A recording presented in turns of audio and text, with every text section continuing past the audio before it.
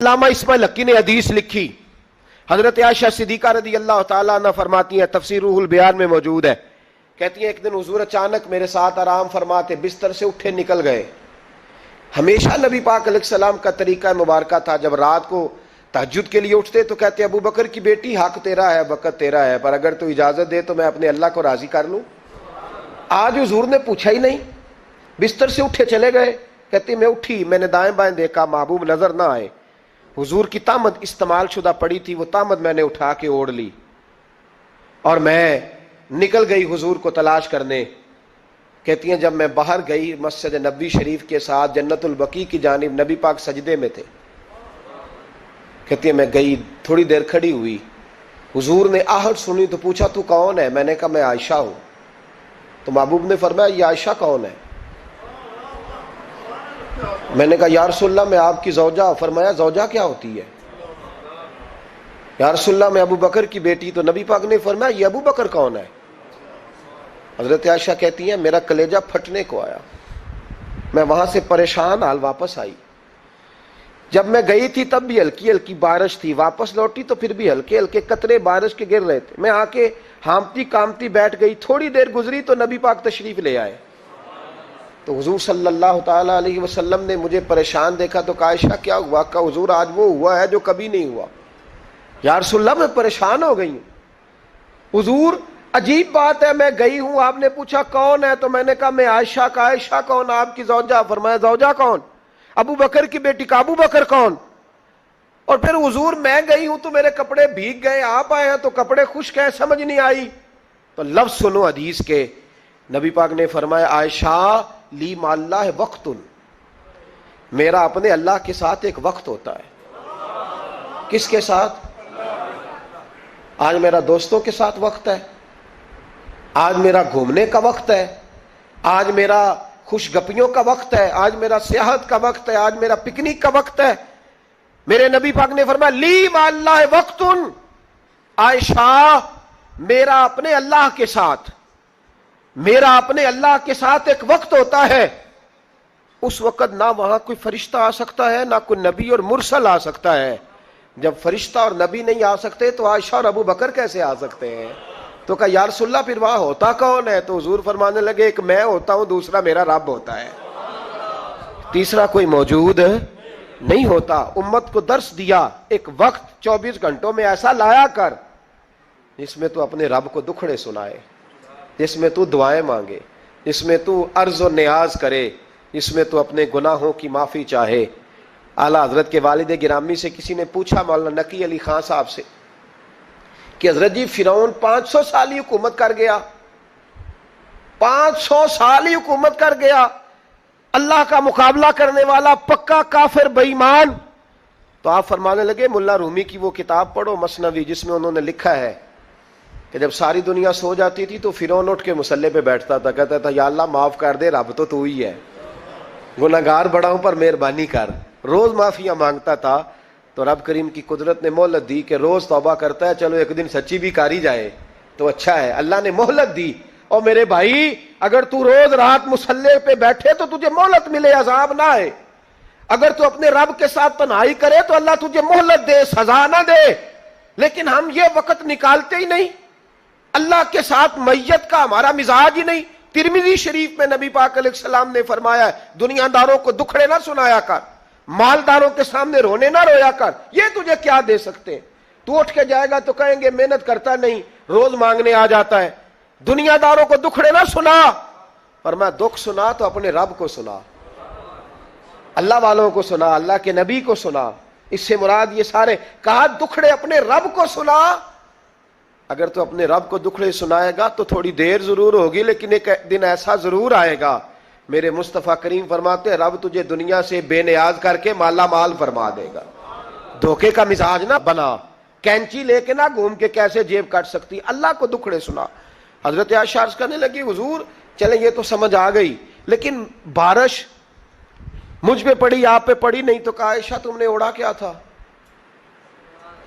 کہا حضور آپ کی طامت۔ فرمایا بارش کوئی نہیں تھی، جب تو نے میری طامت لی تو خدا کی رحمتیں تم پر برسنے لگ گئی۔ تو حضور کے وجود سے لگی ہوئی چیز کوئی اوڑھ لے تو رحمت برستی ہے۔ تو تو میرے نبی کی مسجد چومنے سے کیوں رحمت نہیں برستی؟ جالی چومنے سے کیوں نہیں برستی؟ جہاں جہاں حضور رکے، جہاں جہاں نبی پاک ٹھہرے، وہاں جانے سے کرم کیوں نہیں ہوتا؟ تو عزیزو یاد رکھو، رمضان میں ایک ڈیوٹی آپ نے یہ کرنی ہے کہ عبادت کو وقت دیں، ٹائم نکالیں۔ جو اتنے سے بھی فارغ ہے نا، وہ 19ویں روزے تک کل فارغ ہو کے 20 کو اعتکاف بیٹھے۔ زندگی میں ایک دفعہ اعتکاف تو ویسے بڑا ضروری ہے، ہمارے بزرگوں نے لکھا ضروری ہے ایک بندہ اعتکاف کر لے زندگی میں ایک دفعہ، ہر سال کرے تو سنت ادا ہوگی۔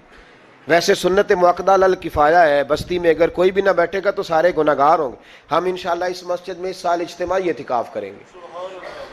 میں نے یہ پروگرام بنایا ہے کہ لوگ اعتکاف تو بیٹھتے ہیں لیکن نہ بیچاروں کو قرآن مجید پڑھنا آتا ہے، نہ نماز وضو غسل کے مسائل آتے ہیں، نہ انہیں پتہ ہے کہ رات عبادت کیسے کرنی ہے۔ تو میں نے یہ ارادہ کیا، اس سال میں نے معافی لی ہے ہاتھ باندھ کے۔ میں نے کہا یار سارا سال میں پورے ملک میں گھومتا ہوں، اس سال رمضان میں میرا ارادہ ہے میں صرف اپنے شہر میں رہوں، میں کہیں نہ جاؤں، تاکہ جو جہاں سے بھی چل کے آئے اسے فون نہ کرنا پڑے، میں اسے مل جاؤں ویسے ہی۔ تو میں انشاءاللہ تعالیٰ یہیں رہوں گا، اور رمضان کی 10 راتیں میں اپنے اعتکاف والوں کے ساتھ گزاروں گا انشاءاللہ تعالیٰ۔ یہاں آپ لوگ آئیں، جو سنجیدہ قسم کے لوگ ہیں ان کو ساتھ لائیں، وہ یہاں آ کے اعتکاف کریں۔ لنگر شریف بھی ہم دیں گے جو ہماری توفیق ہوگی، اور انشاءاللہ دونوں وقت دیں گے اپنی توفیق کے مطابق۔ اور یہ کوئی صدقہ زکوٰۃ خیرات سے نہیں ہوگا، یہ آپ ہمارے مہمان ہوں گے تو یہ مہمان نوازی ہوگی انشاءاللہ تعالیٰ۔ تو یہ اپیل آخر میں اعلان کرنا تھا، پر چلو بات آ گئی تو میں نے شروع میں کر دیا۔ یہاں ہم مقدور بھر کوشش کریں گے آپ کے لیے اجتماعی اعتکاف کا بندوبست، ہمارے جو دیگر طلباء علماء ہوں گے وہ بھی آپ کے ساتھ وقت گزاریں گے، وضو غسل نماز کی چیزیں سکھائیں گے آپ کو، قرآن مجید پڑھنا پڑھانا سکھائیں گے۔ 10 دنوں میں جو ممکن ہو سکے گا ہم انشاءاللہ تعالیٰ کریں گے۔ تو اعتکاف میں وقت دیں۔ دوسرا کام آپ نے یہ کرنا ہے رمضان شریف میں کہ قرآن پاک زیادہ سے زیادہ پڑھنا ہے۔ پڑھیں گے انشاءاللہ؟ اگر آپ ناراض نہ ہوں تو ہم نے قرآن مجید پڑھنا بالکل ہی چھوڑ دیا، قرآن پاک کھلتا ہی نہیں، توجہ ہی نہیں، مزاج ہی نہیں، سارا دن بیت جاتا ہے، قرآن مجید نہیں کھلتا، قرآن مجید نہیں پڑھا جاتا۔ ایک شخص مجھ سے ملنا چاہ رہے تھے مسجد نبوی شریف میں حاضر تھا، تو وہ ایک دفعہ آئے گزر گئے، میں قرآن شریف پڑھ رہا تھا، پھر آئے تو گزر گئے قرآن شریف، تیسری دفعہ پھر آئے تو کہنے لگے آپ نے کتنا کو پڑھنا ہے؟ میں نے ان سے کہا کہ مہربانی کرو مجھے دعا دو کہ اللہ مجھے پڑھتا ہی رکھے۔ آپ نے یہ کیا لفظ ادا کر لیے کہ کتنا کو پڑھنا ہے؟ او خدا کے بندو، یہاں کام کیا ہے؟ اگر تلاوت بھی نہیں کرنی تو کرنا کیا ہے وہاں؟ میں اکثر کہتا ہوں کہ چونکہ ہم تو مسیتڑ ہیں، ہمارا تو مزاج ہے مسجدوں میں رہنے کا، چونکہ عام لوگوں کا مزاج نہیں ہوتا تو وہاں بھی بازاروں کو ٹائم زیادہ دیتے ہیں، خریداری میں وقت زیادہ لگاتے ہیں۔ اگر ہماری طبیعت مسجد میں بیٹھنے کی ہو، قرآن پاک پڑھنے کی ہو تو بڑا ذوق بن جائے۔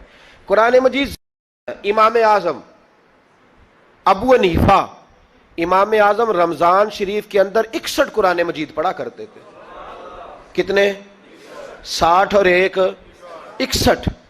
ایک قرآن شریف دن میں پڑھتے، ایک رات کو پڑھتے، پورے دن میں قرآن مجید ختم کرتے، ایک رات کو۔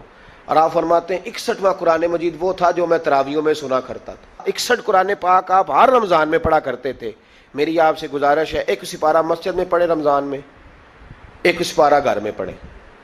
مسجد میں پڑھیں گے تو مسجد کا حق ادا ہوگا، اور گھر میں قرآن پاک کھول کے بیٹھیں گے تو بچے بھی آ کے پاس بیٹھ جائیں گے، چھوٹے چھوٹے بچے۔ یہ کبھی تجربہ کرنا، یہ بخشش کا ذریعہ ہے۔ جب آپ بچوں کی ماں سویرے سویرے بڑا اچھا دوپٹہ لے کے اور مصلی بچھا کے اور قرآن مجید کی ریل رکھ کے اور پھر اس کو خوشبو لگا کے جب کھولتی ہے نا، تو اس کی جو 2-2.5 سال کی بچی ہوتی ہے وہ بھی کہیں سے دوپٹہ ڈھونڈنے لگ جاتی ہے، وہ بھی دوپٹہ لے کے آتی ہے اور دائیں بیٹھتی ہے۔ اس کا جو 4 سال کا بچہ ہوتا ہے نا، اگر ابا بیٹھا ہے اور 4 سال کا بچہ بھی کہیں سے ٹوپی ڈھونڈ کے لاتا ہے، اسے پڑھنا نہیں آتا لیکن وہ بھی آ کے نا سپارہ لے کے بیٹھ جاتا ہے۔ میں نے دیکھا ہے بچے تھوڑا تھوڑا ہلنے لگتے ہیں۔ قسم اللہ کی عزت کی، مجھے ایسے لگتا ہے کہ جب بیٹیوں کے بیچ ماں بیٹھ کے قرآن پڑھتی ہے اور جب بیٹوں کے بیچ باپ بیٹھ کے قرآن پڑھتا ہے تو مجھے لگتا ہے خدا کے فرشتے بھی آسمان کے دروازے کھول کھول کے دیکھتے ہیں، کھول کھول کے دروازے دیکھتے ہیں کہ یہ کس طرح کا رنگ ہے کہ چھوٹا سا بچہ توتلی زبان۔ مجھے وہ حدیث پڑھ لینے دو جو امام جلال الدین سیوطی نے روایت لکھی ہے۔ فرمایا حضرت عیسیٰ علیہ السلام میں قبر کے پاس سے گزرے تو عذاب ہو رہا تھا، چند گھنٹوں کے بعد گزرے تو وہیں رحمتوں کا نزول ہو رہا تھا۔ حضرت عیسیٰ عرض کرنے لگے مولا میری مجال نہیں میں پوچھوں، چند گھنٹے پہلے یہاں عذاب تھا، اب یہیں کرم ہو رہا ہے، اللہ اب اس نے کوئی نیک عمل کیا تو ہے نہیں، قبر میں تو عمل ختم ہو جاتا ہے، اتنا کرم کیسے؟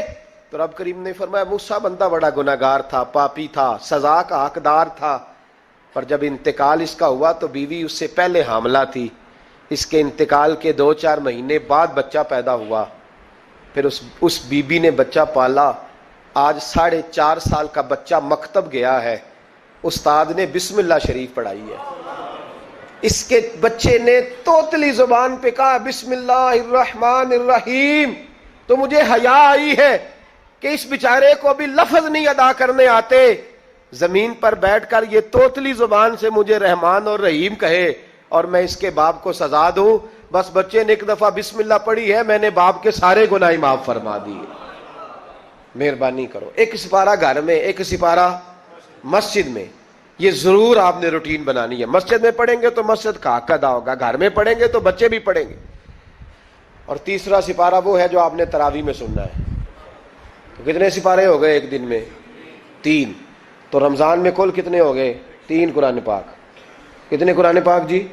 3 قرآن مجید، ایک سپارہ دن میں، ایک رات میں، تو آپ کا 10 دن کے اندر انشاءاللہ قرآن پاک ختم ہو جائے گا۔ کریں گے انشاءاللہ تعالی؟ یہ ذہن بنائیں، یہ ذوق پیدا کریں۔